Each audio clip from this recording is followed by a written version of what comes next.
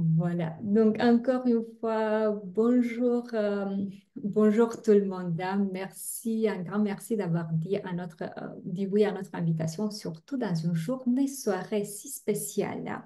Donc je vous promets qu'on va faire ça dans un esprit d'amour et de tolérance pour être en accord avec la journée. Euh, qui sommes-nous? Nous sommes Persologa, une maison d'édition et une académie à la fois pour ceux qui ne nous connaissent pas. Notre mission est de vous soutenir, vous, les spécialistes du savoir-être, les formateurs, les coachs, les consultants, euh, les responsables RH, à offrir la meilleure expérience possible aux personnes que vous accompagnez. Et nous faisons ça en proposant plusieurs modèles clairement. Et quand je dis modèle, je parle notamment du modèle de personnalité DISC. Ça va être celui qui est le plus connu et le plus utilisé de tout ce que nous proposons, le modèle de gestion de temps, le modèle de gestion de stress et le modèle de résilience, celui qui fait l'objet de notre rencontre ce soir. Et quand je dis modèle, qu'est-ce que ça veut dire? En fait, modèle pour nous, c'est un kit d'outils qui comprend une méthodologie, un questionnaire qui va identifier, dans le cas du modèle de personnalité, le style de comportement de personnalité, dans le cas du modèle de résilience, le niveau de résilience de la personne. Et ensuite, bien sûr, des outils pour accompagner le développement, les restitutions, les profils qui en résultent, des cahiers d'exercices, des manuels, etc. Donc, comme je vous disais, c'est des méthodologies vraiment clés en main pour vous. Euh, je, Nos formations certifiantes vous permettent en fait de maîtriser ces outils et de les intégrer efficacement dans vos pratiques. Je suis Catalina, la maître formatrice en France. Je vous convie à une heure de pause dans votre quotidien, une petite opportunité d'échange, de découverte. L'objectif de notre petit atelier étant d'explorer le potentiel de notre modèle de résilience pour que vous puissiez juger par vous-même si ce modèle pourrait enrichir peut-être vos prestations. Et si oui, comment il pourrait le faire. Qu'est-ce qu'on a au menu du jour, ou plutôt au menu de la soirée? Quatre petits aspects. Le premier, on va définir ensemble la résilience, juste pour s'assurer qu'on parle de la même chose, hein. Ensuite, nous allons passer en revue les 10 facteurs de résilience qui sont proposés et décrits par notre modèle. Bien sûr, j'avais promis une soirée de jeu, donc bien sûr qu'il y aura aussi des activités. Donc, je vais vous inviter à explorer, à essayer deux des activités qui sont proposées par le modèle. Et pour celles d'entre vous qui sont intéressés, bien sûr, quelques informations sur la certification qui vous permet de prendre en main cet outil et de l'utiliser lors de vos clients, euh, des personnes que vous accompagnez. Commençons alors par qu'est-ce que la résilience? Pour cela faire, je vous mettrai tout de suite dans le chat, hein, un petit lien.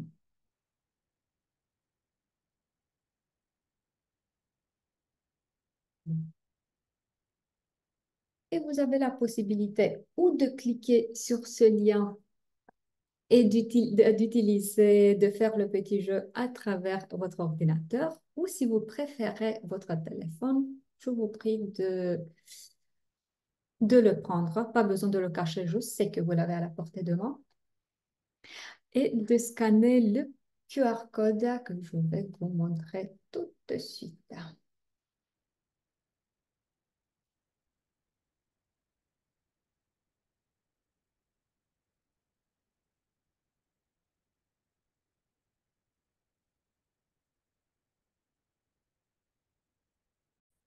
Voilà. Donc, Vous pouvez tout simplement taper menti.com, www.menti.com et utiliser le code qui est en haut de mon écran.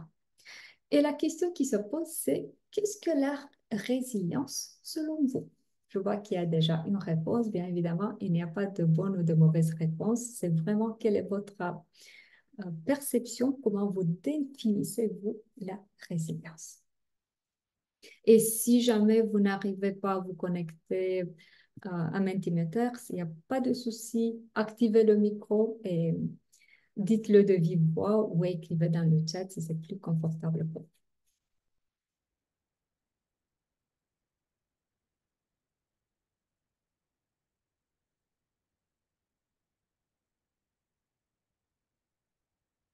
D'ailleurs, comme on est dans un comité si restreint, n'hésitez pas de laisser le micro ouvert tant qu'il n'y a pas de bruit autour de vous pour qu'on puisse interagir plus spontanément. Je vois donc la capacité à accepter un événement traumatique ou difficile, capacité à surmonter les chocs traumatiques. Je l'imagine comme un boxeur qui prend des coups et se relève tout le temps. Très belle image. La résilience est l'art de surpasser un traumatisme, une grande difficulté. Merci. Une autre option, rebondir, accepter et rebondir après un événement difficile.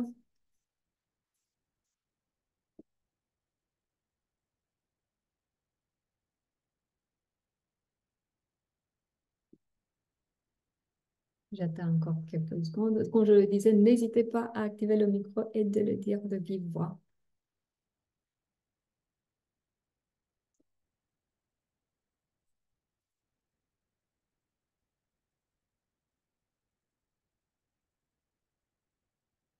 Surmonter les traumatismes et ou les chocs émotionnels.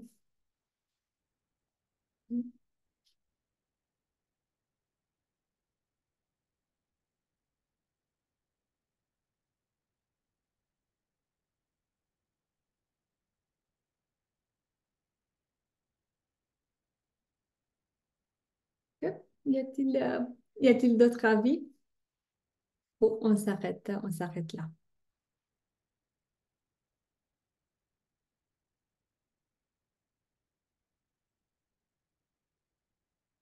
Le silence collectif signifie que c'est beau. On continue. Je vois aussi notre réponse dans le chat.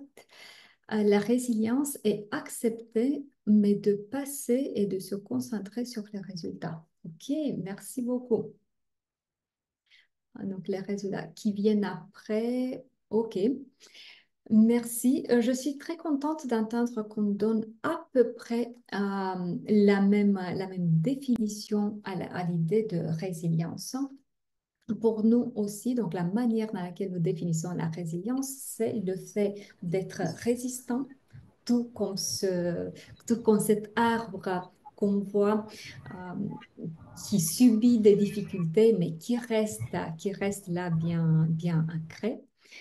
Le fait d'avoir une bonne confiance en soi, le fait de savoir être flexible à travers les difficultés qui peuvent arriver, de surmonter les changements, de gérer les coups du destin, de ressortir plus fort des crises, donc de savoir utiliser, comme vous l'avez dit vous aussi, les échecs plutôt comme source d'apprentissage et de continuer encore plus fort.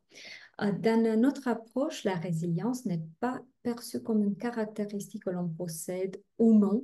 De toute façon, c'est surtout pas quelque chose de inné, mais en fait, on la traite comme une compétence qui peut être développée comme toute autre compétence. Savoir parler une langue étrangère, savoir conduire une voiture, utiliser un ordinateur.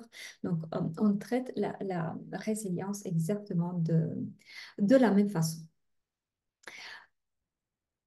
On ne va pas s'attarder trop sur l'histoire de notre modèle, mais juste deux petits mots sur le fait que nous considérons Amy Werner comme la fondatrice, si vous voulez, du modèle de résilience que nous utilisons aujourd'hui, dans le sens qu'elle a été celle qui a décrit les facteurs de résilience et qui s'est éloignée de cette approche de se concentrer sur les facteurs négatifs qui influencent le développement psychologique. Et c'est elle qui a vu plutôt les facteurs positifs qui donnent notre résilience. C'est une raison pour laquelle, voilà, comme je disais, elle est considérée comme la fondatrice du modèle. Le développement du modèle de résilience personnelle, Persologue, a été initié en 2011 et a été bien accéléré par la pandémie pour des raisons que vous pouvez comprendre forcément. Donc, c'est à ce moment-là où tout le monde a eu cette prise de conscience sur l'importance de la résilience et surtout sur le fait que la résilience, on ne la traite pas le moment où on a besoin, mais il est mieux de se soucier avant pour les moments de crise où forcément la résilience va être nécessaire. Donc, c'est un peu dans cette approche-là qu'on a mis le temps et l'énergie dans la construction du modèle. Et étant donné que j'ai vu que vous aimez les images plastiques, je vous offre aussi le symbole que nous utilisons, nous, chez Persologue, pour pour l'idée de résilience. Et voilà, je vous introduis le culbuton.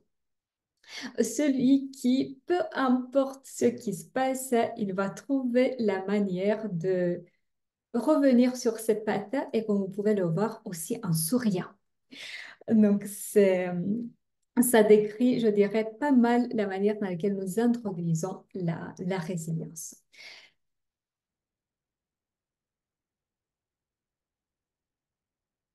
Comme j'avais évoqué déjà, alors, nous voyons la résilience comme un set de compétences.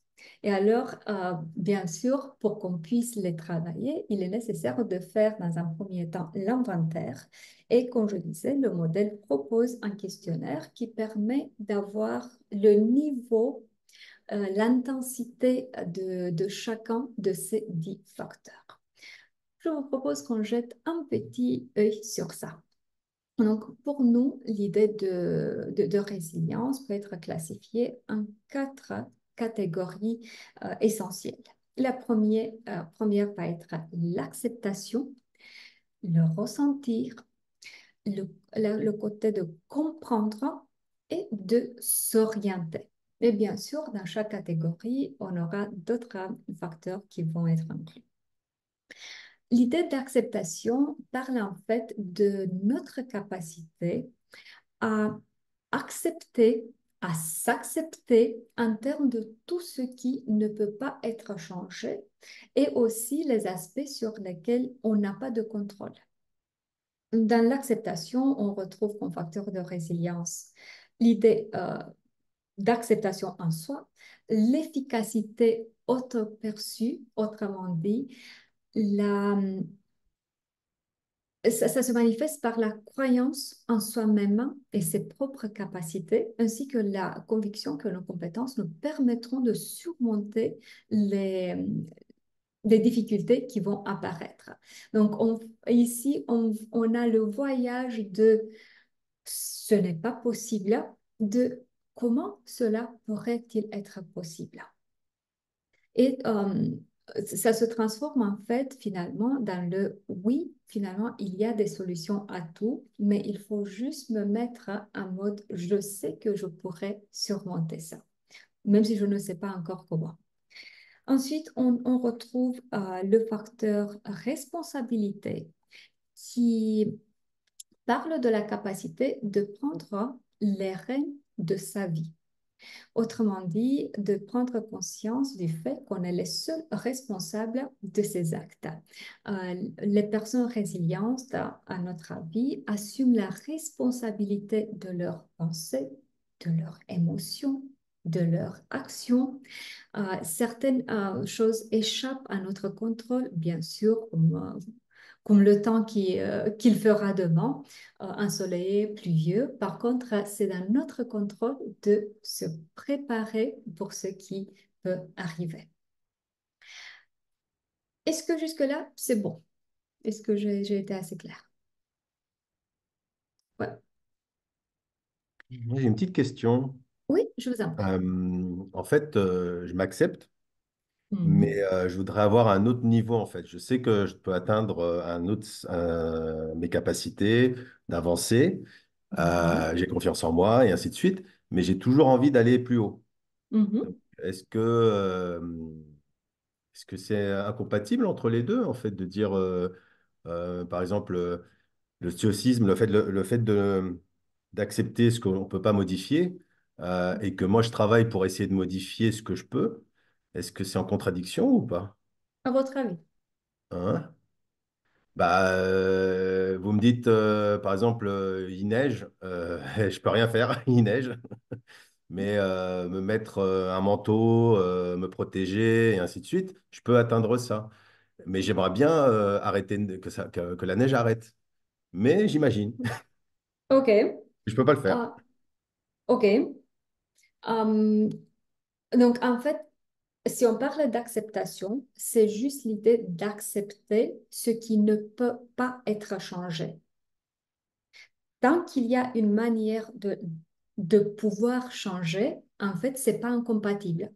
Ça devient incompatible le moment où je m'acharne à ne pas accepter ce qui vient du passé, par exemple. Le passé, on ne peut pas le changer. On peut juste intégrer les apprentissages. Et c'est là où ça devient incompatible. Mais tant que votre focus, votre concentration est sur ce qui peut être changé, je ne vois pas l'incompatibilité de mon côté. D'accord. Est-ce que j'ai été claire dans ma réponse? Oui, oui, oui. Et si les autres, vous Ah, avez un autre avis, à vous deux d'activer le micro et de le dire. après, il y a des choses un petit peu plus compliquées que ça. Par Mhm. exemple, le fait de savoir est-ce que c'est impossible ou pas. Des fois, on se limite. On se dit, ah bah ça, je pourrais pas vivre à une top modèle, par exemple, parce que je suis trop bas ou un truc, et en fait, on y arrive facilement. Là, je crois qu'on est plutôt dans l'efficacité Efficace. auto-perçue, D'accord. effectivement. Et, euh, et oui, la ligne, parfois, elle est fine hein, entre ce qui peut être changé, ce qui ne peut pas être changé. Et complètement d'accord. C'est un long voyage de faire l'inventaire de ses croyances limitantes et de se poser la question, si je dis que ça ne peut pas être changé, est-ce que c'est dans l'absolu que ça ne peut pas être changé ou C'est ça. j'imagine que ça ne peut pas être changé? Je suis Mhm. complètement d'accord qu'il y a toute une exploration à faire ici. En même temps, quand on parle de résilience, donc il y a la difficulté, il y a la différence entre l'idée de résilience et persévérance et l'idée d'ambition, de grimper les échelons, etc. Et quand on parle de résilience, ici, ce qu'on traite, c'est plutôt cette capacité réduite d'accepter surtout ce qui tient du passé et de ruminer sur des choses où on n'a plus de contrôle en fait. Mhm. Alors, on continue. Merci pour votre intervention. On continue par le ressentir. Le ressentir qui traite la capacité à gérer ses intentions, ses émotions, pardon. Alors ici, on va retrouver deux aspects, les émotions positives, euh, pas dans le sens de on ignore les émotions négatives. D'ailleurs, bien évidemment, nous sommes tous conscients qu'il n'y a pas d'émotion positive ou négative en soi dans l'absolu. Chaque émotion aura son rôle dans notre vie et si elle se manifeste, c'est qu'elle nous signale quelque chose. Mais là, en parlant de résilience, on est plutôt dans la capacité de recadrer et de sortir, de ne pas rester dans des émotions que l'on ressent comme négatives, comme la tristesse, comme la colère, comme la jalousie, etc. Et de faire un recadrage et d'apporter une émotion qui va me permettre euh, d'alimenter des actions qui me permettent d'avancer. Donc, c'est dans ce sens-là la capacité d'apporter des émotions positives dans sa vie. Et ensuite, bien sûr, aussi le contrôle des pulsions. Autrement dit, la capacité de ne pas agir seulement de manière spontanée, euh, à- comme en réponse à ses émotions primaires, mais de pouvoir canaliser ces émotions vers des actions qui peuvent nous donner les résultats que nous désirons. Un, je l'ai déjà dit, n'hésitez pas à m'interrompre à tout moment que vous avez besoin de précision. On continue avec l'aspect qui tient de comprendre. Autrement dit, c'est la capacité à réfléchir et à comprendre, à remettre en question la façon dans laquelle les situations se produisent. Donc ici, on va retrouver l'empathie. Et oui, je sais que ça vient parfois comme une surprise de mettre l'empathie plutôt en comprendre et pourquoi ne pas le mettre en ressentir. Parce qu'en fait, de point de vue résilience, l'empathie traite surtout la capacité à comprendre ce qui se passe avec l'autre, d'intégrer ses ressentis, mais surtout plutôt à travers le côté intellectuel, le côté cognitif, le côté je comprends ce qui se passe de l'autre côté et je prends en considération et j'agis en conséquence. Et bien sûr, l'analyse des causes va se lier qui se lie très bien avec ce qu'on a parlé en termes de facteurs de responsabilité. Donc, j'accepte, niveau responsabilité, j'accepte que j'ai une partie de responsabilité pour ce qui se passe dans ma vie, que ce soit personnel, professionnel, et j'ai la capacité à analyser aussi le pourquoi cela arrive concrètement pour que je puisse agir en conséquence après. Pas analyse des causes, bien évidemment, pas dans l'idée de je cherche les coupables, mais j'essaie vraiment de comprendre comment nous sommes arrivés là et comment nous pouvons agir d'une autre façon. Est-ce que c'est bon? S'orienter, la quatrième et dernière catégorie. Donc ici, on traite la capacité à trouver une orientation, un objectif. Et là, j'imagine que c'est plutôt ici que Patrick avait fait sa remarque. Désolée, je vois que, malheureusement, je vois qu'il a des soucis de connexion, donc il nous a quittés de nouveau. Donc s'orienter, c'est réussissons-nous à trouver une orientation et du soutien. Et ici, nous avons encore trois facteurs de résilience qui sont pris en compte. Premier, optimisme réaliste. Donc, oui, l'optimisme, le positivisme, tout ça, c'est très, très bienvenu. Mais si on parle résilience, c'est en fait cette capacité d'avoir, j'adore cette expression en français, avoir la tête dans les nuages, mais les pieds sur terre. Donc, oui, optimisme, mais en contact avec la réalité, mais pas ce genre d'optimisme de oh, ça va aller, vous inquiétez pas. Oui, le positivisme, mais en contact avec je cherche des solutions possibles et concrètes et je fais en sorte que ça puisse se réaliser effectivement. Je ne laisse pas tout simplement au hasard les choses. La recherche de solutions va être le facteur de résilience suivant. Euh, j'ai- J'aime beaucoup comment ça sonne en anglais. C'est en fait l'idée d'être solution oriented. C'est dans ce sens-là, recherche de solutions. Autrement dit, le fait de on a vu la capacité de faire l'analyse des causes, mais de ne pas rester seulement dans le pourquoi cela arrive, mais d'être orienté aussi dans le comment cela peut être résolu et surtout comment moi je peux le résoudre. Donc, vous pouvez le voir, tous ces facteurs, à un certain moment, ils commencent à s'imbriquer. Donc, je prends la responsabilité sur la situation et je m'oriente vers les solutions. Et le dernier facteur qui est proposé, qui tient de la capacité de s'orienter, tient du soutien social.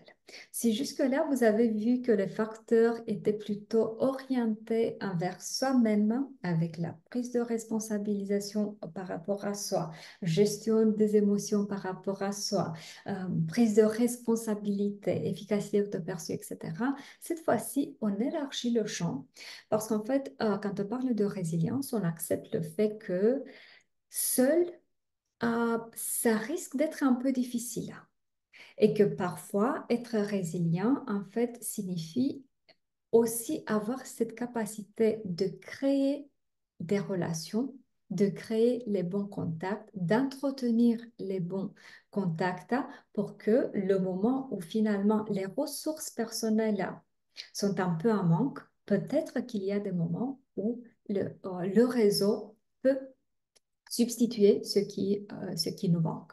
Bien sûr, de la même façon que nous faisons appel à notre réseau social, les autres, nous nous mettons aussi en tant que soutien pour les autres. Est-ce que ça fait sens?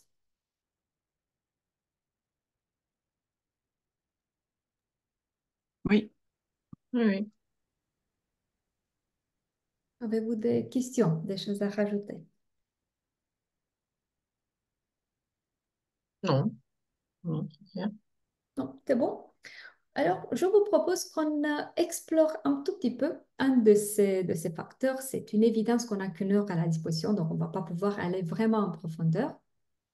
Mais juste pour vous faire une idée du type d'activité que l'on peut proposer, sachant que le modèle de résilience a été conçu dans un esprit très pratique et pragmatique. J'imagine que vous vivez un tout petit peu les mêmes expériences que nous en entreprise.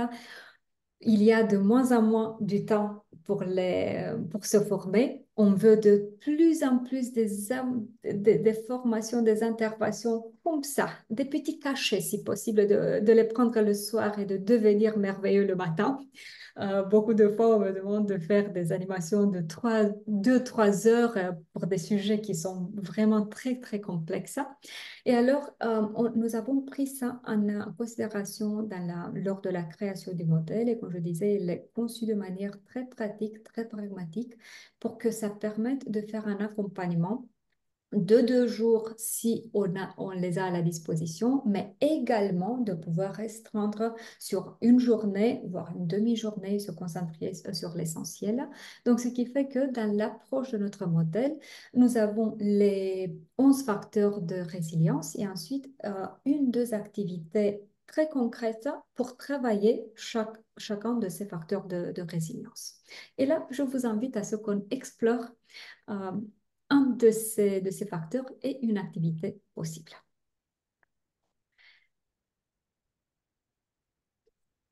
OK. Prenons le premier, l'acceptation. Donc, comme on l'a évoqué déjà, l'acceptation, c'est par rapport à cette capacité d'accepter le passé et ce qui ne peut plus être changé, sachant qu'il n'est pas toujours facile pour certaines personnes d'accepter les situations auxquelles elles sont confrontées. Cependant, il est important de comprendre que certaines choses ne peuvent pas être modifiées, tout simplement. Et c'est très difficile à l'accepter quand on a, comme on dit en anglais, quand on est un peu control freak, quand on a cette manie du contrôle. Et il est nécessaire d'accepter que certaines choses échappent à notre influence, que ce soit le comportement de notre entourage ou des événements passés. L'acceptation consiste alors à reconnaître et accepter ce qui ne peut pas être changé, même si cela peut être bien sûr difficile. Donc, le résultat va être de se libérer du poids du passé et d'aborder l'avenir sans ce fardeau du passé. Donc ici, ce que ça veut dire concrètement, quand je disais, c'est accepter ce qui vient du passé, s'accepter soi-même, intégrer les pertes, les revers, les incidents non souhaités dans la vie. Et voici, est-ce que tout le monde est dans le clair pour qu'est-ce que ça veut dire et Avez-vous peut-être des commentaires par rapport à ça? Non, c'est clair. Alors, voyons une toute petite activité. Euh, c'est la fameuse, en anglais, on l'appelle change it, live it, love it. Ça veut dire quoi? On change si on peut changer quelque chose. On quitte la situation, donc on trouve le courage de sortir, de quitter une situation indésirable si on peut le faire. Et sinon, c'est question de accepter. Si on ne peut pas changer, si on ne peut pas quitter, alors c'est question de l'accepter en reconnaissant ce qui ne peut pas être changé, en apprenant à accepter, peut-être même aimer, apprécier ce qui peut être apprécié dans cette situation. Donc, je vous invite alors, nous allons faire quelques petites salles de partage, hein, quelques breakout rooms, et je vous invite chacune de réfléchir à une situation qui vous pose peut-être des difficultés. Ça peut être à niveau personnel, niveau professionnel. Donc là où vous trouvez que vous avez une difficulté à avancer, il y a encore, comme je disais, ce poids, ce fardeau de l'inacceptation. Peut-être il y a une frustration liée à la situation. Donc, prenez chacune une situation de ce type-là. Et l'exercice va consister à réfléchir. Première question, qu'est-ce que je peux changer à la situation? Y a-t-il quelque chose que je peux changer à la situation? Y a-t-il quelque chose qui tient de moi, effectivement, de mes compétences, de mon influence? Deuxième, suis-je prête à quitter cette situation? Et trois, si jamais pour la première et la deuxième question, euh, vous n'avez pas des réponses vraiment favorables, donc vous n'êtes pas encore en mesure de quitter la situation, vous ne voyez pas trop ce que vous pouvez changer à la situation. Alors, troisième question, quels sont les aspects positifs que je peux tirer de cette situation?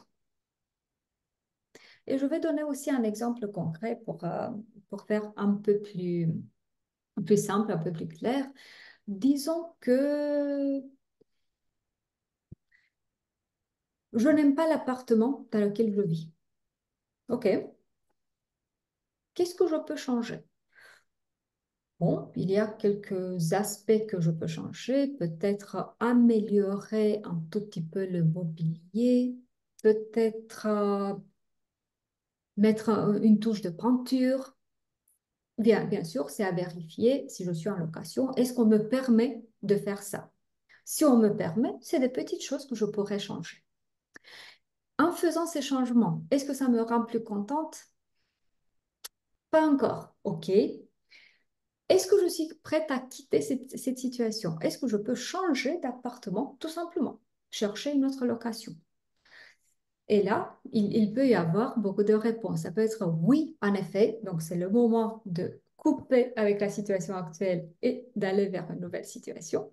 Ou peut-être que le salaire ne me permet pas de le faire, ou peut-être que je n'ai pas un salaire parce que je suis en mode indépendante et que tout le monde demande une fiche de paye. Donc, peut-être qu'il y a des aspects qui font que non, je ne peux pas quitter encore cet appartement. Et alors, troisième question. Étant donné que je ne peux pas le quitter encore, il n'y a pas beaucoup de choses que je peux faire pour rendre l'appartement plus agréable, hein. Quels sont les aspects positifs que je vois quand même dans cette situation? Et là, je peux arriver avec des réponses genre, c'est très proche de la gare. OK, ça me permet à être en 3 minutes à la gare et à me déplacer rapidement. Ça a un très beau espace de parking. Ça, c'est peut-être très proche de l'école des enfants, etc. Vous voyez l'esprit un tout petit peu. Donc, ce que je fais, c'est de chercher en fait les aspects positifs, hein. L'idée étant en fait de pouvoir déplacer la concentration de je n'aime pas, je n'aime pas, je n'aime pas. En même temps, il n'y a pas grand-chose que je puisse changer, mais que ce soit plutôt sur le voilà ce que ça m'apporte. Et je fais, dans ma tête, en fait, je fais un petit contrat temporel pour un petit moment, je, j'accepte cette situation parce que voilà ce qu'elle peut m'apporter. Est-ce que j'ai été claire dans l'explication?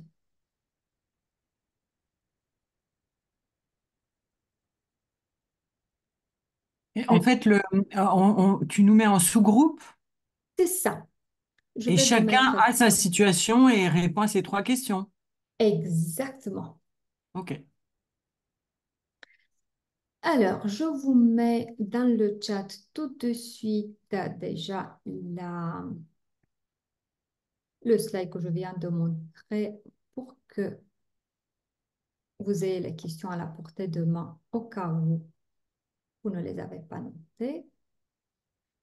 Donc, je vous prie de télécharger ça pendant que moi, je fais rapidement les groupes d'échange.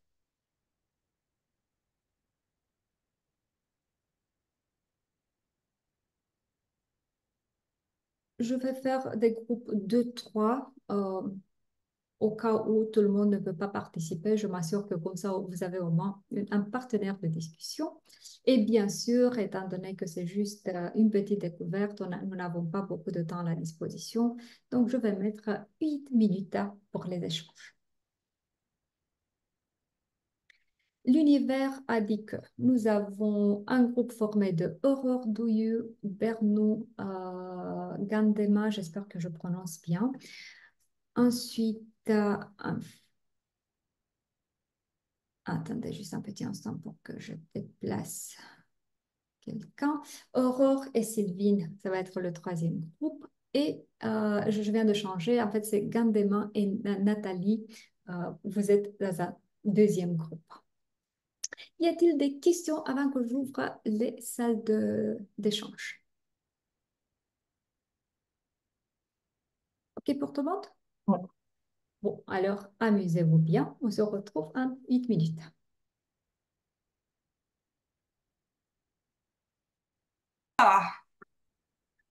Bon, bien revenu. Juste pour info, je n'ai rien enregistré pendant les échanges, donc ça reste entre vous. Comment ça a été? Bien. Du coup, Très bien. c'est beaucoup moi qui ai raconté mon histoire. Mais je suis désolée, Nathalie. Aucun souci. Alors, Du coup, avec, le timing était un peu mais serré. non, mais il y avait peut-être pas le temps pour le reste, mais il n'y a pas de Voilà. souci. C'était, t'inquiète pas. Qu'est-ce que pour celles d'entre vous qui avaient réussi à exercer un peu la technique, qu'est-ce que ça vous a apporté? Là, moi, ça m'a apporté beaucoup de sérénité dans mon quotidien, de la clarté dans ma vie professionnelle et personnelle. Et donc, cette méthode, en fait, je l'avais quelque part instinctivement mise en place. C'est ce que j'ai dit à Nathalie. C'est pour ça que j'étais très intéressée de participer ce soir pour avoir la méthodo que j'ai pu à l'instinct À mettre en place l'instant. pour moi l'année dernière. Donc, cette méthode est, et je crois, la bonne, en fait. En tout cas, celle qui permet de gagner en sérénité, de gagner plus en légèreté et de trouver des réponses internes qui soient en alignement avec sa manière de vivre la situation ou de vivre l'après, quoi. Donc voilà, moi, c'est en tout cas, par expérience, le retour que je peux en faire. Merci, merci beaucoup. Une toute, toute petite parenthèse avant de passer à la technique suivante, hein.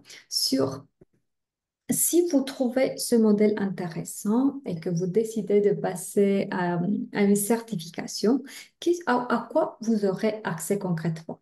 Donc, vous aurez accès au questionnaire de résilience Persologue, euh, qui, voilà, là, je vous ai mis un tout petit extrait. Vous pouvez, si vous êtes intéressé, vous voulez voir à quoi ça ressemble concrètement, faites-moi signe, je pourrais vous donner accès à un lien de test du questionnaire. Donc, en fait, il va permettre d'identifier le niveau auto-perçu de résilience par rapport à ces 11 facteurs qu'on vient de voir.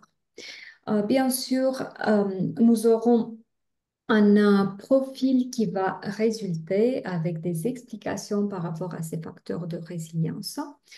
Et euh, vous aurez accès à un workbook, un cahier d'exercices qui vous permet d'accompagner le développement parce que de nouveau, avec nos modèles, on ne veut pas juste avoir une échographie du moment, mais on veut vraiment être muni pour pouvoir accompagner les personnes à augmenter ce niveau de résilience. Des jeux, on aime le côté ludique aussi, donc des jeux que ce soit en format papier, en format numérique, et finalement une formation clé en main qui vous permet en fait d'animer, que ce soit sur une demi-journée, une journée entière ou 2 jours complètes sur cette thématique et que ce soit par rapport à un groupe, donc une formation, ou que ce soit un format coaching individuel. Donc, c'est ça à quoi vous aurez accès une fois certifié. Et juste 2 petits mots, je ne vais pas m'attarder là-dessus, mais 2 petits mots sur la certification en soi. Donc, ça se passe en mode classe virtuelle synchrone, dans un format de type une session de cadrage d'1 heure où on se connaît, on pose le cadre et ensuite pour pouvoir partir en toute sérénité dans la formation.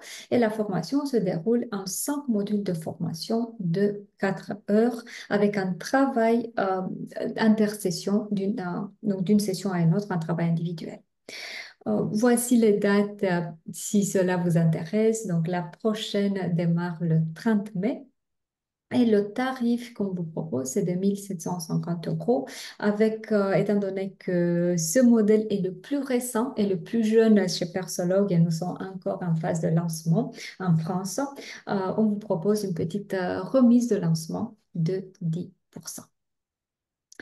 Donc voilà, je ferme la parenthèse. Si vous avez des questions là-dessus, n'hésitez pas, on pourra en parler à la fin ou même après.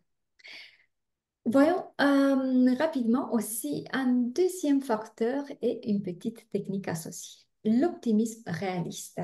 J'avoue que je suis très en phase avec ce facteur. Pourquoi? Parce qu'il incite à trouver l'équilibre entre l'optimisme qui est très bienvenu dans notre vie, et le réalisme. Donc, autrement dit, je vois ce qui est possible, je vois aussi les pièges, je vois aussi les risques, et je trouve en fait ce juste milieu entre l'optimisme et une analyse de la situation.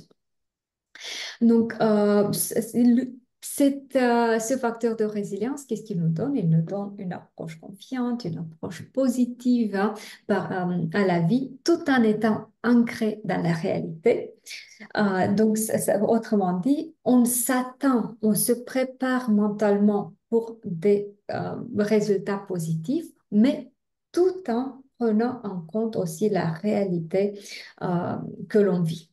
C'est ça en bref l'optimisme réaliste. Et alors, voici une petite technique que je vous propose dans ce sens-là. Le pire, le mieux, le plus probable.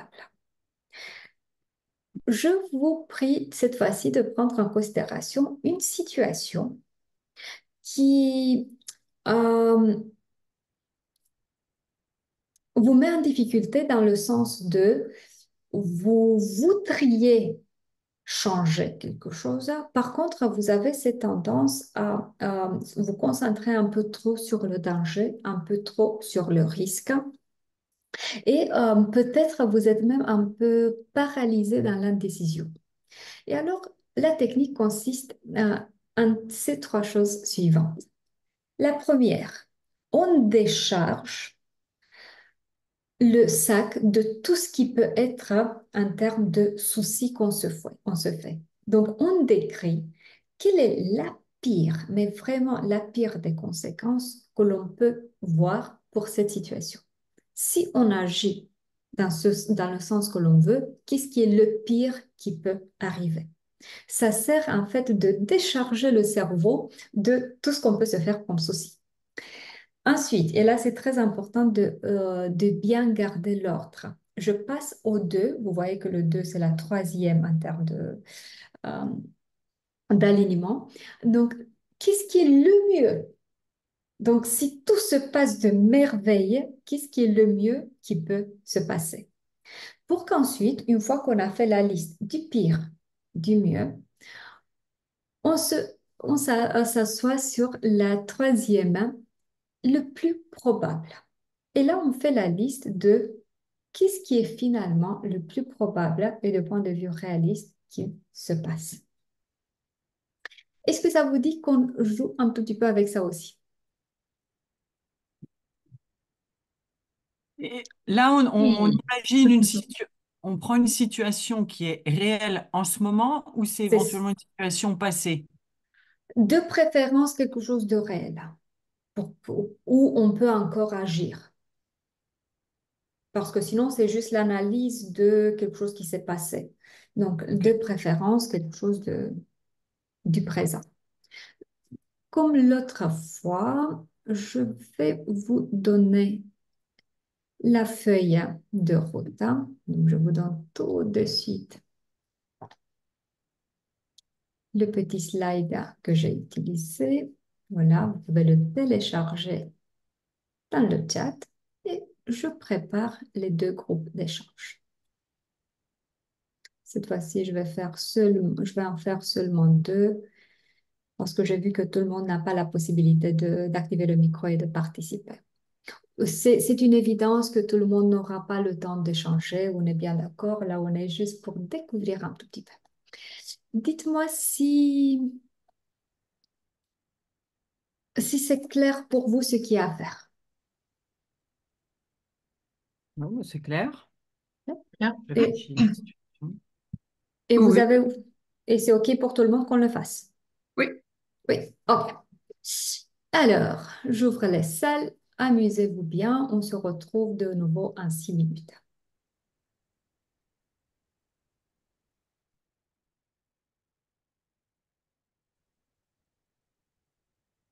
Bien, revenu. Comment ça a été? Eh ben, ça s'est bien passé, je pense, Nathalie. J'étais avec Nathalie.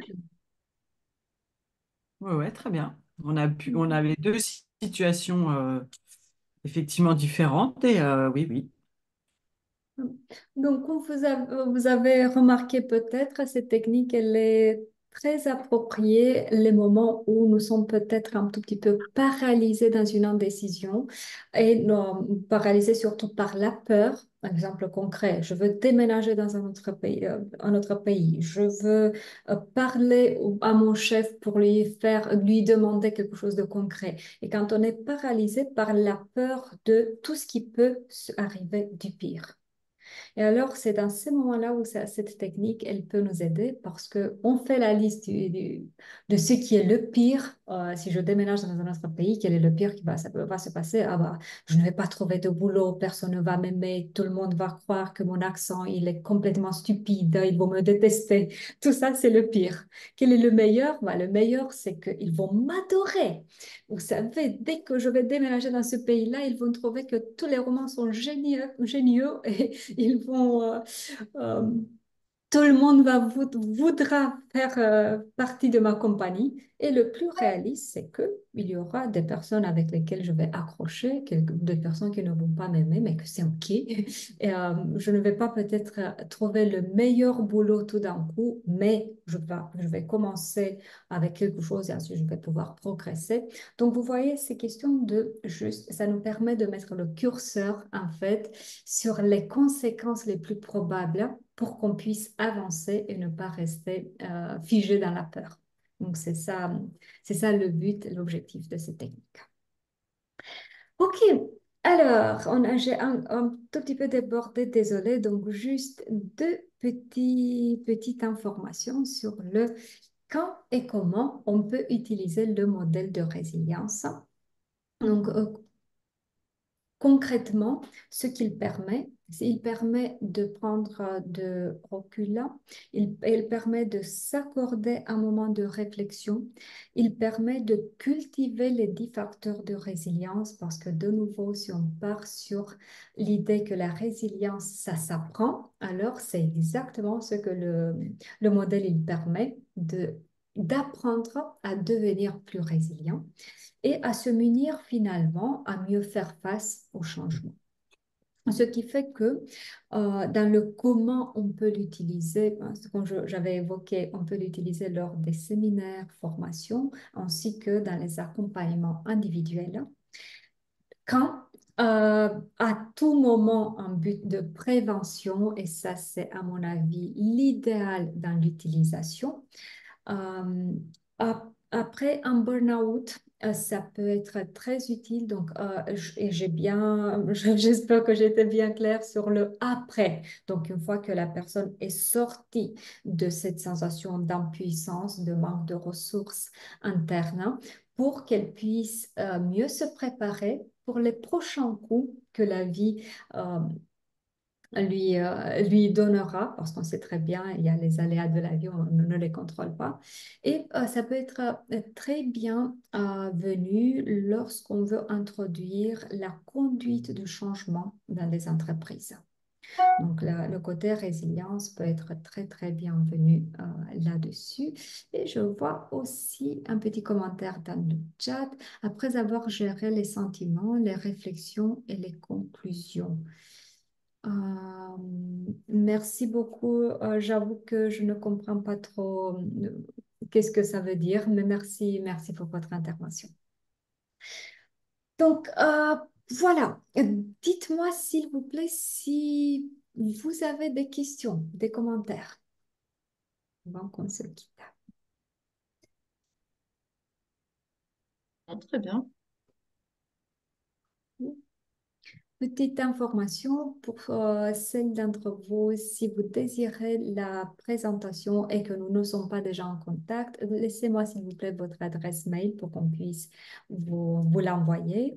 Et également, si vous désirez, si le sujet vous intéresse, vous voulez approfondir un tout petit peu, faites-moi signe. Et comme je disais, c'est tout à fait possible de vous donner un lien de test du questionnaire, qu'on échange un tout petit peu là-dessus et pour que vous voyez plus clairement comment ça pourrait être intégré dans vos prestations.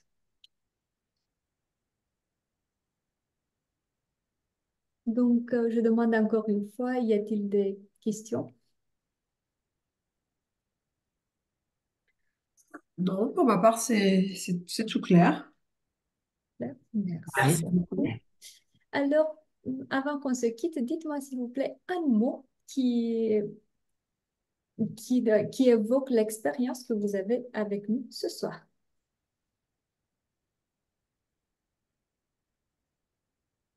Enrichissant. Merci. Intéressant. Merci. Partageons. Merci encore. Euh, Outil. Merci. Et vers nous, je sais que vous ne pouviez pas activer le micro, donc vous pouvez le mettre sur le chat, c'est parfait. Merci beaucoup. Et de mon côté, à part la joie d'avoir été avec vous, je le prends comme un petit signe de l'univers. Nous avons 2 aurores ce soir. Ma mère s'appelle Aurore, donc peut-être que c'est le moment que je l'appelle, hein. Voilà. J'imagine que l'univers ne vous a pas envoyé pour rien ce soir. Donc, C'est ça. Et puis, à deux, on est en force hein, ce soir. Faut Voilà. vraiment Je crois l'appeler. que là, il faut que je comprenne quelque chose. Super. Donc, merci beaucoup à vous d'être venus et je vous dis, j'espère à bientôt. Je suis à votre écoute si je peux vous aider avec quoi que ce soit comme information et pas que. Merci beaucoup, Catalina. Merci, Merci Merci. Catalina. Beaucoup. Bonne À soirée. Bonne soirée à Bonne tous. soirée à tous. Soirée.